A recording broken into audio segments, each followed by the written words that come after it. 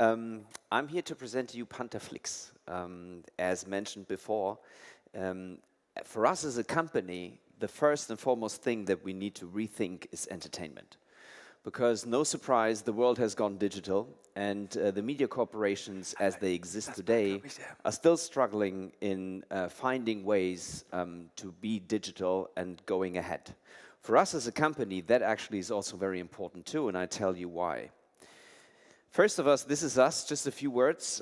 We are a company of 150 employees currently. We have offices in Munich, Berlin, Cologne, and Frankfurt.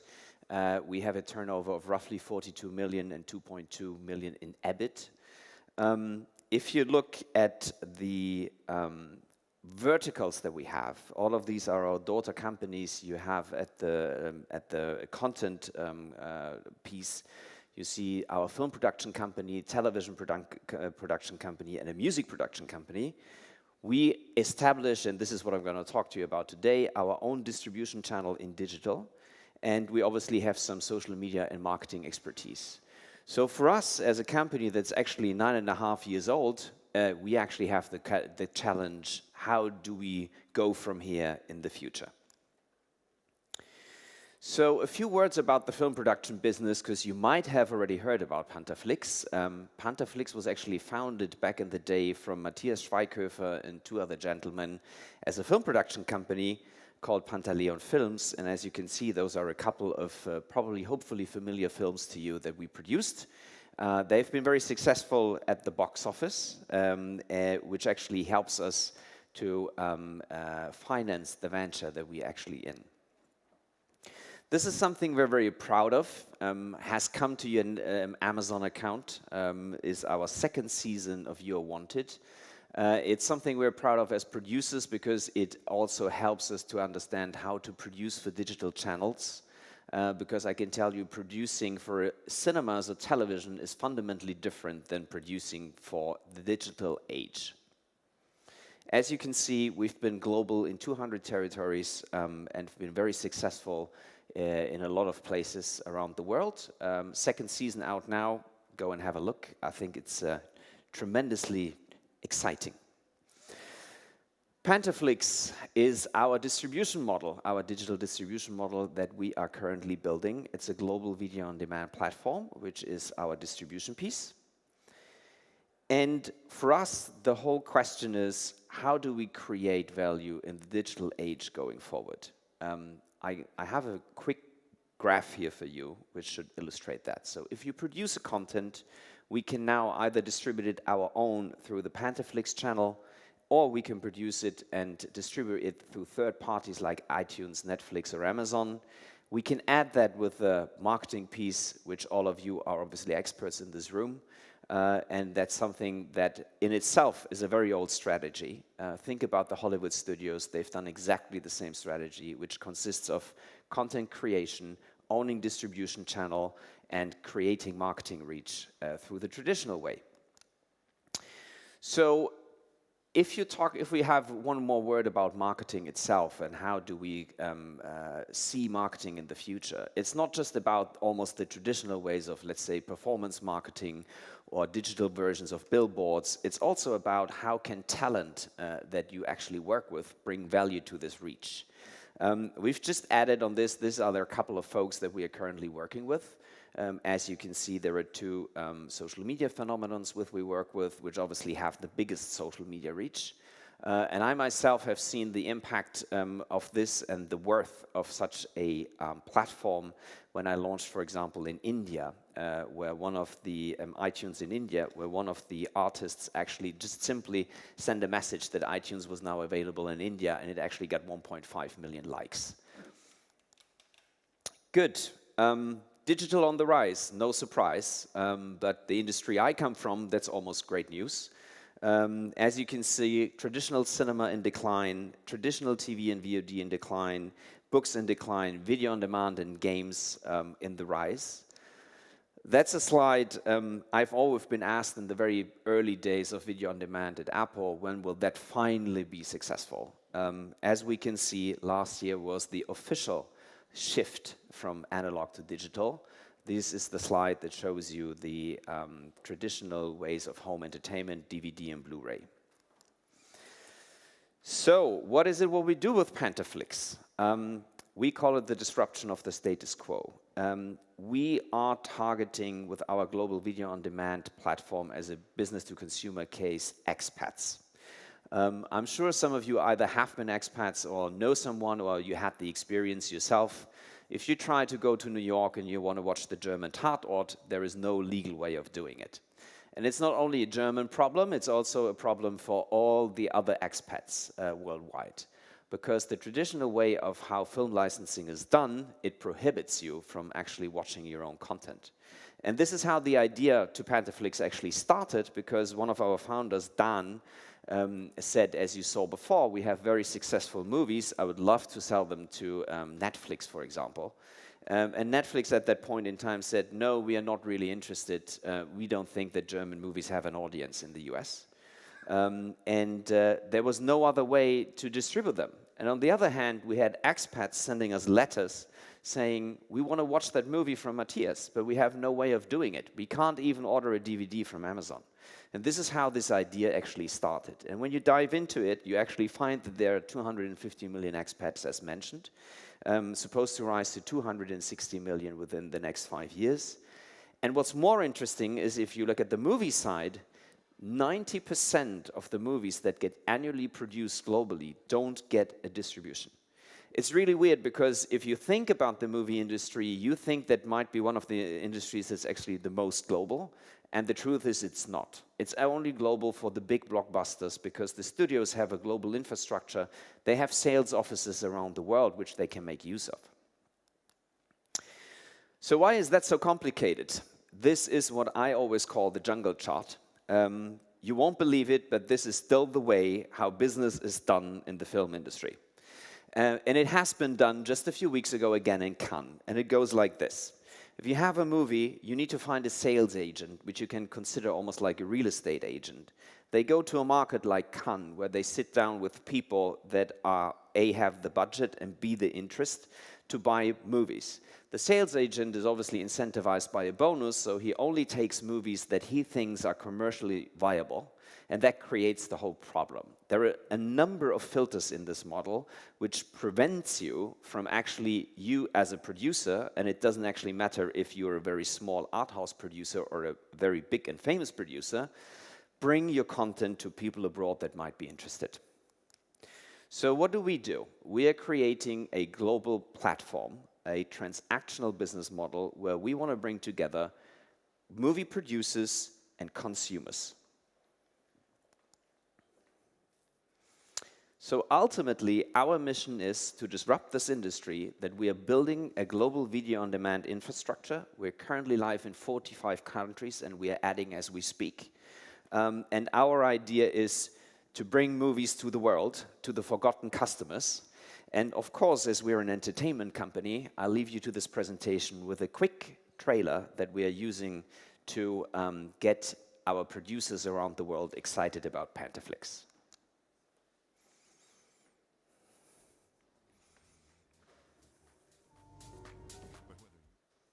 Yeah. Sound is missing. Let me see if I can skip back before you got the sound.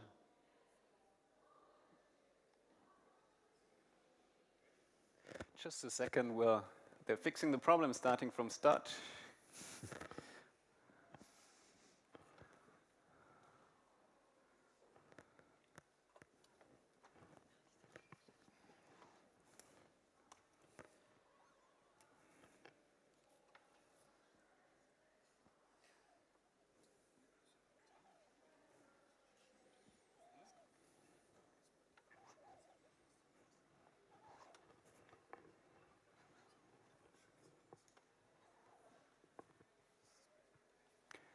Just to check, how is the status here? Shall we wait or shall we proceed? You want to try it again? Yes. Here we go. Yes. Right now, more films are being made than ever before. But whether you're an indie director in Mexico or represent a blockbuster making studio in China, Getting your work distributed beyond your home territory can be close to impossible. And it's not just filmmakers who suffer. It's the audience. Especially the hundreds of millions of film lovers who live or spend time abroad. Because if you don't live where a film is released, you can't watch it.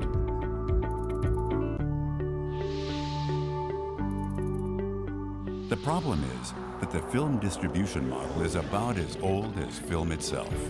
It's complex, unfair, and looks a bit like this.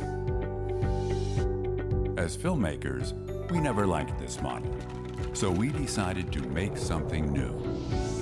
This is the PANTAFLIX distribution model. You upload your film, then share it with the world. It's that simple, and it's always free.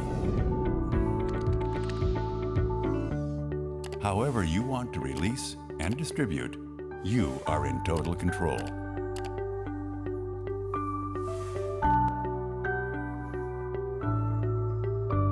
So for every filmmaker and every film lover all around the world, PANTAFLIX is a better way to distribute film and a better way to watch.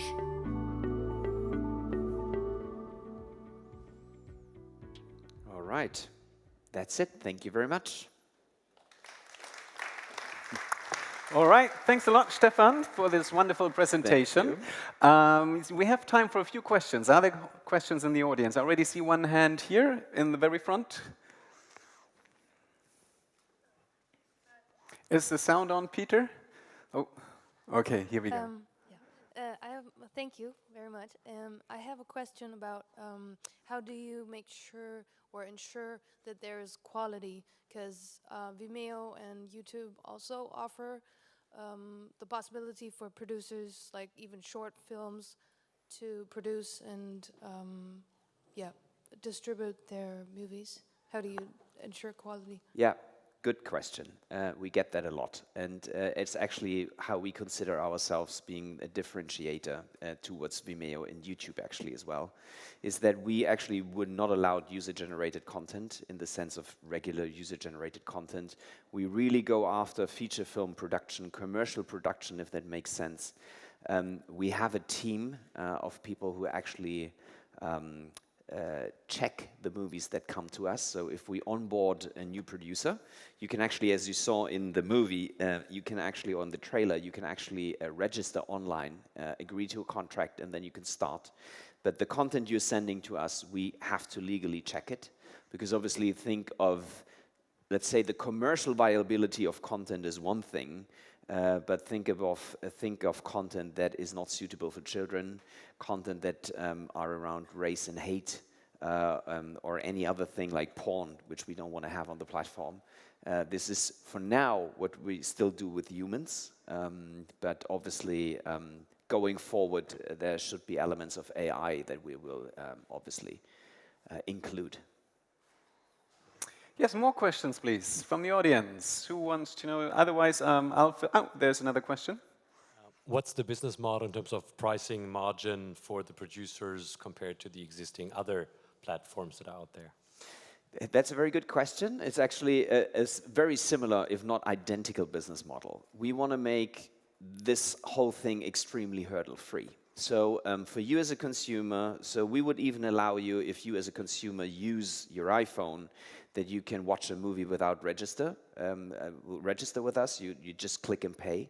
Same on the other side, on the B2B side, which you were referring to. So we have the regular 70-30 split, 50-50 for catalog, as everyone in the industry. We also have standardized technical charts, so to speak, that you can deliver the files that you deliver to the other platforms to us as well. So we want to make this as easy and smooth for you as possible. Because obviously the last thing you want, especially if you're a producer and you don't have a sales agent, or you sold your movies to 3 territories, you'd probably have never cared about the question, what is a technical spec? What is a business model that's viable? So our pitch is, we say, we offer you what the industry is offering you, but we give you actually access, which is very important, because When I was in Apple or iTunes, I wouldn't even pick up the phone if you would have 100 movies in your library, which would make you a 50 million company. Everyone else is pushed to aggregators, so you have no direct access to these platforms, which is a problem. Not for the companies, because they are tech companies, and they want to have a large catalog, but for you as a producer, a movie lover, it's a big problem, because you don't get the fair share and the fair cut that actually should go towards your work. We still have ample time for questions. More questions in the audience? Otherwise, something that I'd be interested in is how much do you need to educate your viewer? Because it seems, and also the name, it sounds like Netflix, but it actually works completely different. It is, yeah, sort of on top. So do you need to spend a lot of time in marketing and making clear what it is about? Very good question. If we would have another hour, I could go on about marketing. Actually, what we do and what we use, and this is why I personally think, and this was why I also made the move from Apple to come here, this is the right timing, yeah? Because obviously, as you rightly said, how do we find the consumers? I mean, obviously, no one's identifying themselves in a tube or in a subway as an expat. We can that easily do today, obviously, with performance marketing. So this is why we just hired Ulrike from Zalando, who will join us in July, because we have a very strong focus on retailing, because our business model is a transactional business model, so it's all about the next movie that we are selling to you, and identifying those consumers. And then with the messages we send them, we actually give them the explanation what this model is and how do we differentiate from the existing platforms. It obviously speaks a volume that you decided to join the company. Coming from Apple, that means you really believe in the growth of the company. And how does it work out so far? Like you've seen, like as a, like if I put my movie on there, I can select I want to show it in India, maybe in Spain. Do the providers of the movies, the film producers, actually use the whole world, or do you see maybe that they actually still do the same? They only want their movie to be seen in the States or something. That's a very interesting question, because our content strategy is twofold. So from the top, we're still doing manual paper deals with the bigger independents or the studios, but from underneath, we actually have the producers. And it's very interesting to see if you negotiate with someone the traditional way, it's all about what territory can I choose, what's the right pricing level. But the producers themselves, they actually come up with their own ideas. So they would like click on every territory they think that's cool, they make a low price and they try. So, and this is what's so exciting. We give them the power and the tools to try out. All right. Thanks a lot, Stefan Langenfeld. Thank